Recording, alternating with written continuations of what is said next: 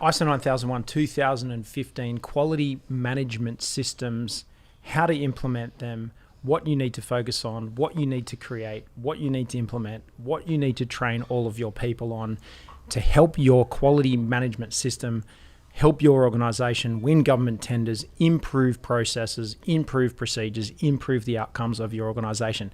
Hey, my name's Kobi Simmat. I'm the CEO here at Best Practice. And in this video, I'm going to be going through and talking to you about the 10 most popular questions with regards to ISO 9001 2015.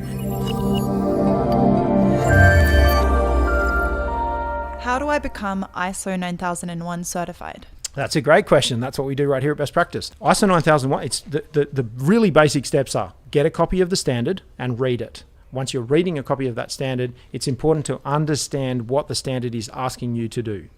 The steps to getting certified to ISO 9001 or accredited or registered, there's different terms around the world. There's certification here in Australia, for example. There's accreditation in other parts of the world. In the US and North America, they call it a registrar, an ISO 9001 registrar.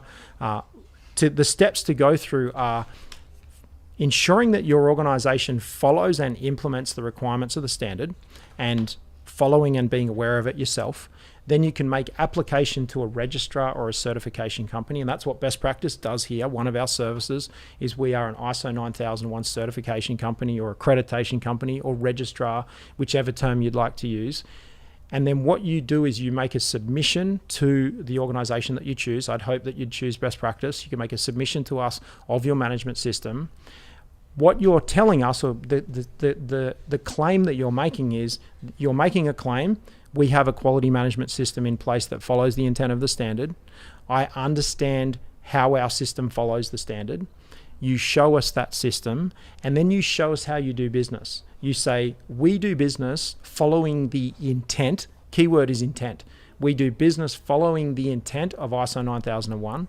What our team will do is, for initial certification or registrar or registration or accreditation, we'll do a first review, which we'll have a conversation and a meeting with you, and we'll look at your system. We call that a stage one. And then once we've reviewed that and said, yes, actually, you've got everything that you need to have in place, we'll move to a second stage, like a test, if you like, where you show us how you use your management system, and we will see that you run your business in accordance with the intent and follow the principles of ISO 9001. Then we'll work with you if there are any gaps, and we'll try and educate you around what the intent is of the standard.